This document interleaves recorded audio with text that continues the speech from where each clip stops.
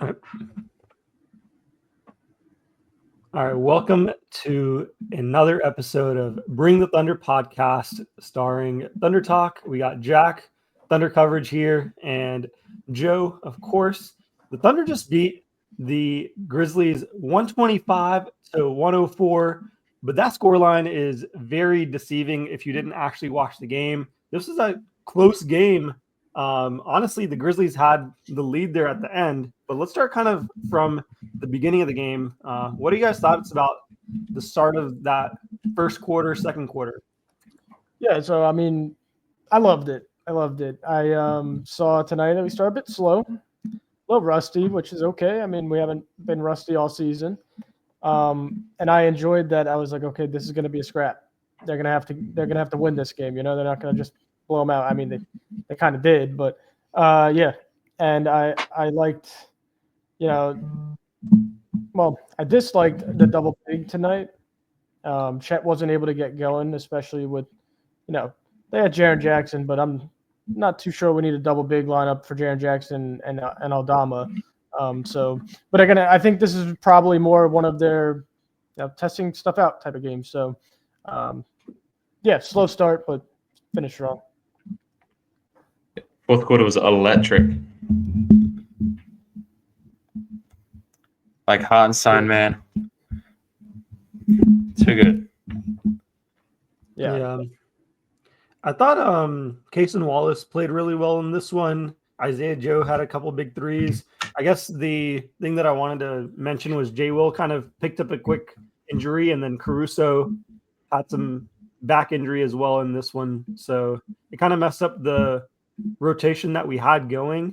Honestly, this Memphis team played us similar to like how most teams are going to play us in the playoffs. Just hardcore defense, picking up Shai. I thought that was a great tactic that they had throughout the game to really wear him down. And then in the fourth quarter, we made the adjustment of having Cason Wallace bring the ball up. I thought it was good experience for us. I knew eventually the game would break through.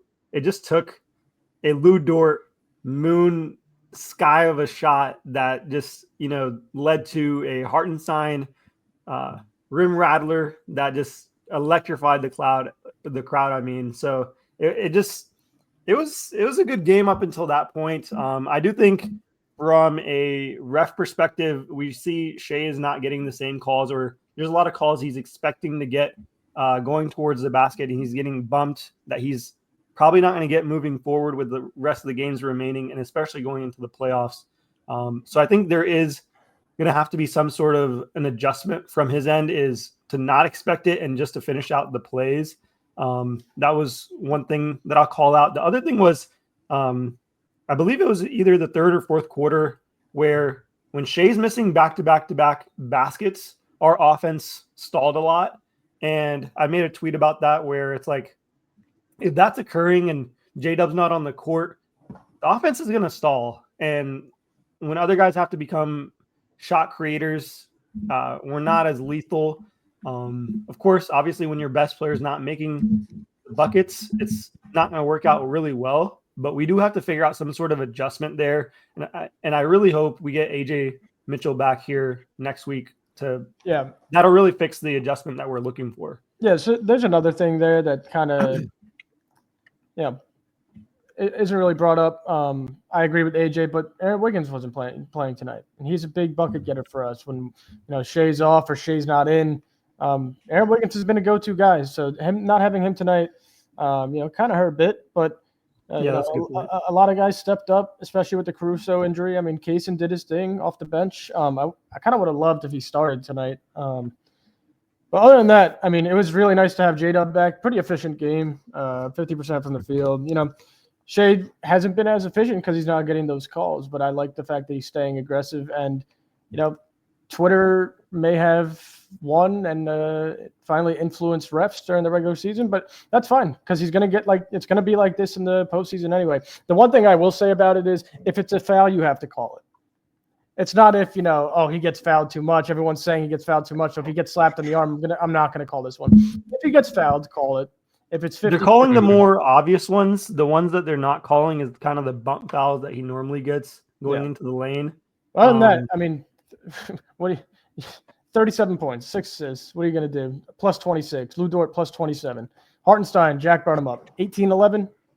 Chet off night. Never really got going, but this is like his first game that he was kind of off since he came back from injury, so it's fine with that. Yeah, Hartenstein broke the Thunder record, by the way, for being the most assisted big man of Thunder history. So congrats to him. It's awesome. Awesome to see. And it's got to that point in the season where I'm watching the game, tie game. I didn't even notice. I was like, oh, wow, tie game. But I didn't even doubt for a second that we were winning that game. And it just turns in a second. Yeah. And boom, we're up to 20. It's ridiculous. Yeah, let's talk about that fourth quarter because, I mean, this team knows how good it is, and I'm glad to see it because not that they're going to do this in the playoffs. They're not going to. But they're able to, end of the season, don't want to get injured, even though we kind of did a bit tonight.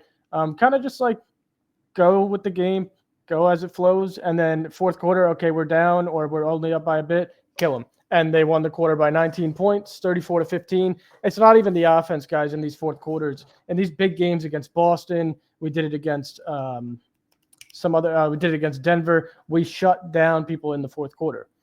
And not to interrupt our post game here, but an ex-OKC player, Josh Giddey, just hit a half-court buzzer beater over LeBron to beat the Lakers again. 2 seconds ago, I saw it pop up on my feed on the side because I had my other screen up, and that's why my face was like this on the other side because I was like, bruh, no way this man just hit a half-court buzzer beater. Oh, my goodness. That's awesome. I know the Alex Caruso, Josh Giddey trade is going to just be more and more fueled. I mean, I know Caruso is going to be great this playoff run, but at the time, I was probably one of the bigger Josh Giddey supporters out in public, especially having a very public profile, understanding kind of the scenario that he was put in, where it was essentially Twitter trolls really exposing him in quotations, and letting him go is very sad in my heart. Well, I don't want to keep going on that tangent, but maybe I do. It's not that we traded Josh because he was a bad player. We know how good and talented Josh is. He just didn't fit with us anymore, and that's completely okay. What we got back in Caruso has been fantastic, and it's going to be even better in the playoffs, I hope, I expect. Veteran leadership, lockdown defense, a better three-point shooter, more consistent three-point shooter, I should say. And, yeah, he just fits better. That's all it is. That's all it was with Josh. We didn't trade him away because, this guy sucks. We know how good Josh Giddey is. But he just didn't fit. He was getting attacked on defense. And I just don't think if that scenario had arisen, even if he doesn't fit with the roster, he's someone that we could have easily moved to the bench because I just looked up. Like he was a 6th overall pick in the 2021 draft. And I think probably that was going to be the plan. Well, yeah. That was going to be the plan, but he told them he didn't want to come off the bench. And you got to respect the guys. He's good enough to not come off the bench. He can start anywhere. So, yeah. I think it's fair for both sides, but man, I think, it is. I'll be rooting for him. I'll be rooting for him for 100%. Well, on that, I want to get back to the game here. 49% from the field, pretty damn good. 42 from 3, excellent. This team has shown, last year going into playoffs, it was who's going to score and can they shoot the ball. Shooting was a little iffy. This team this year has shown that they could shoot the rock with the best of them pretty consistently too. Even if it's Shai having an off night, they'll have 3 other guys hitting threes. If Dort and Kaysen aren't hitting threes, they'll have Wiggins and Joe hitting threes. Like they have too many 3-point options. They have great defenders, and they have the best player in the world. I think it's time to start talking about maybe 70 wins, guys. I don't want to jinx it, but there's a damn good chance, guys. I mean, we're on a 8 straight win streak, 9 straight over the Grizzlies, 61 wins, 14-game lead over the number 1 in the West. Like, it's entirely possible, especially with J-Dub now returning. The offense won't stall as much, so it's a lot less likely. Like, even when the offense does stall, we can put a J-Dub Chet lineup, and it's pretty much wraps from there in the fourth quarters like we saw tonight. So this can be a very consistent thing for us where 10, 15, point blowouts are going to be continuing to happen, especially with teams resting their top level talent. So as long as we're not resting like all of our starters, we should win out. We've seen that. We've seen that all year. We haven't had a full starting lineup a lot. And the guys who are out, I mean, the guys who stay in, just step up. The greatest thing about OKC this year is if the offense does stall, the defense goes crazy and they create transition and then they get their groove back on offense. It happens every single time the offense stalls. They're like, oh, shit, what are we going to do? Let's go get 3 straight steals, 3 straight buckets, and then we'll hit a 3, and now we're back in the groove. Like, it's truly unbelievable. I don't know what will stop them because the media likes to say it's the lack of the second option. We got so many second options on this damn team right now, man. It can happen in any game. It doesn't matter who it is. I could list them out. I mean, Hartenstein's freaking fantastic offensive engine. J-Dub, Chet, Knights, Lou Dort could be a second option. There's been Knights, Kaysen's been a second option. Aaron Wiggins could be a second option. Like the scoring is, there's scoring from everywhere on this team. As long as they continue this defense, especially in fourth quarters like this, it's going to be hard to knock this team out, guys. That segues perfectly into a point I wanted to make about Lou Dort. He had an average game for the first 3 quarters, turned it up offensively in the fourth, but the whole game on Desmond Bane, making his life hell. 3 points for Desmond Bane in 32 minutes, 8.3% from the field, 1 out of 12.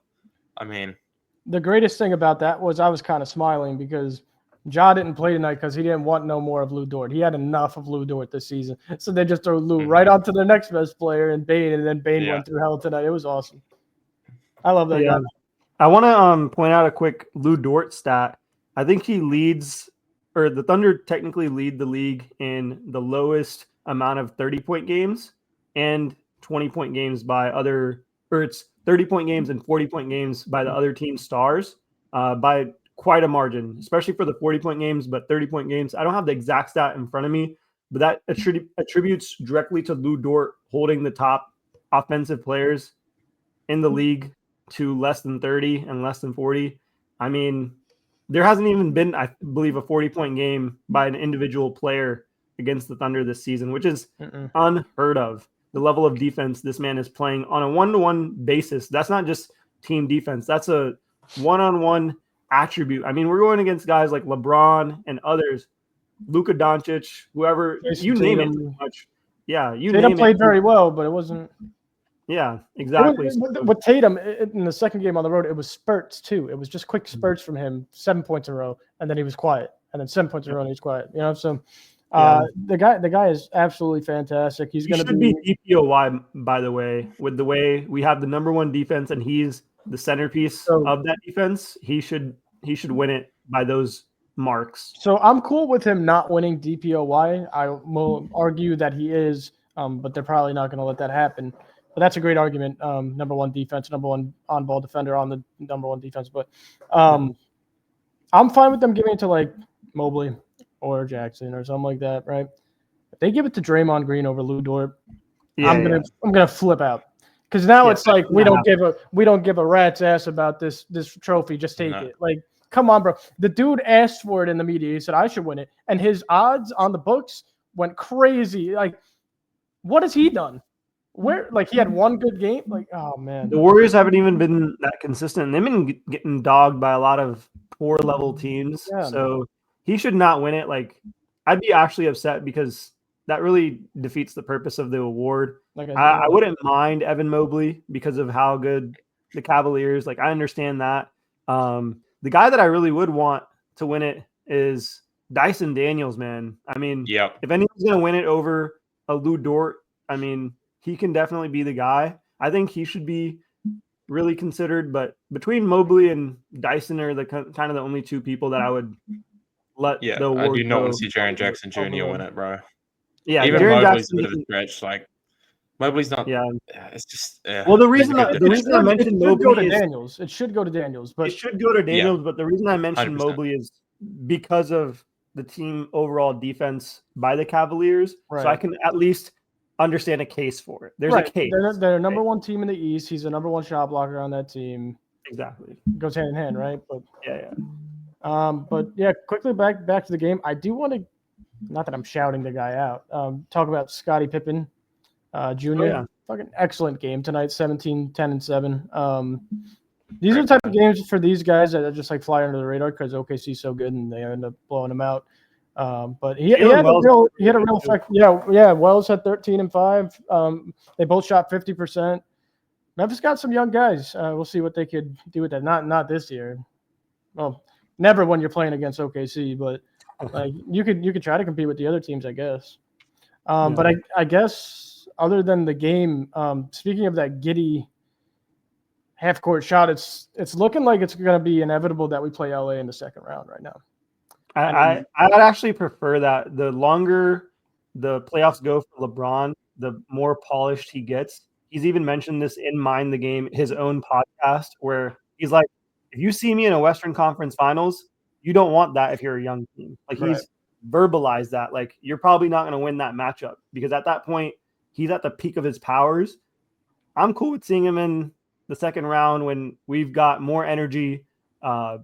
They've got less time to gel, and that actually favors us. The more time they get to gel between him and Luka, the worse it is for us. And they're the third best team that can really get us in the playoffs. I still have the Nuggets over the Lakers in terms of threat levels. So, yeah. So I kind of changed around a few times here, but I think I'd rather play LA too now. Just because I keep going over matchups, right? And it's like if Austin Reeves isn't doing much, they're not going to win a lot of games, right? Because, I mean, LeBron and Luka can only do so much when they have no role players around them. I mean, you got Rui, you got Finney-Smith, you got Hayes. But if Reeves is getting clamped by Case and Wallace or J-Dub or Lou Dort or whoever it's going to be, Caruso, they can't match up well with us at all, especially inside as well. Hartenstein, who got shit. Yeah, they don't match up inside as well. And then what are they going to do? Throw LeBron on Shai? Like, I don't really think that helps them because we'll just go to somebody else at that point. And Shai will still be going at him. But so I'd like to see the 3-point game. I think it's the 3-point game to compete with the double big lineup. Right. Which the lack of shooting as well. I would like to see LA, and I would like to see LA for a reason. I brought it up the other night with Satvir, I think. Maybe you too, Jack. I think they're kind of falling on purpose. I don't think they want to see Denver in the second round. They want to see us, which I think is hilarious. So I hope we go out and show them. Yeah, It's looking like they're wanting to play us, and I'd prefer that loser mentality to enter the gym and just let the basketball handle it on the court. At one point, it's just going to be too late. They tried to win a game against Chicago tonight. They still lost. Giddey hit a 3 right there. Like, yeah, they're having way too many close games against mid-tier or even below mid-tier teams. I want to make a quick case for Shai's MVP. I know it's solidified. It's like negative 5,000 odds via, all betting sites and stuff. That's like 98% predicted odds. He's practically near a unanimous level. I believe he'll probably be like 1 or 2 votes away from like a unanimous. If this isn't a unanimous MVP, I'm going to go crazy. But anyway, it's definitely going to be 1 or 2 votes away because I think there's going to be a couple people that'll troll. I mean, considering Kendrick Perkins has a vote. Anyways, the two stats that I wanted to mention was Shai, 30-point games, 46 of them this season. And I believe he has 66 20-plus games. He's getting closer to the all-time record for 20-plus games. How many games? Do you know how many games he is? It's only a handful of games now. Yeah, I believe we have 9 games left. I think he's 7 away. Huh? He's 7 away now, I think. I believe so. Like I know we have more games to play than what the record is, so he should pretty much be able to beat it as long as we're not sitting him maybe for the last 2 or 3. Yeah, so he should be able to get that record. I think at least at the bare minimum tie it. He'll probably beat it by like a game and then rest the rest of the way, to be honest. It's awesome stuff. I mean, you said 46 30-plus point games. We're not including the 50s, the 40s. Yeah, and he's also leading NBA history like 3rd in the most 35-plus point games. I mean, he's doing crazy stuff right now. He's unbelievable. We're 73 games in, right? Yeah, I believe so. So because we're 61-12 now. Mhm. So by my super smart calculations, 63% of games he's having 30 points. 30. Like, it's over. It's over. One of the best regular seasons I've seen in a while. One of the best MVP seasons I've seen in a while. Time for a chip, maybe. Yeah, he's also having an overall, amongst all stats except for true shooting, a better season than Kevin Durant did in his MVP year. Oh yeah, So, he's got Durant's MVP by a lot. yeah, by Mhm. like a tremendous amount. So All right. But other than that, I'm all set on this game. It's pretty much been the same game every time we go out recently. Maybe it's close a little bit and then it's over. The only thing we will have to take away is the J. Will injury and the Caruso injury. I don't think they're anything that serious. Caruso's been dealing with the same stuff for 82 games already this season, so we'll continue. But Xavier, if you want to wrap this up, yeah, let's go. Bring the thunder. bring the thunder. Follow us everywhere.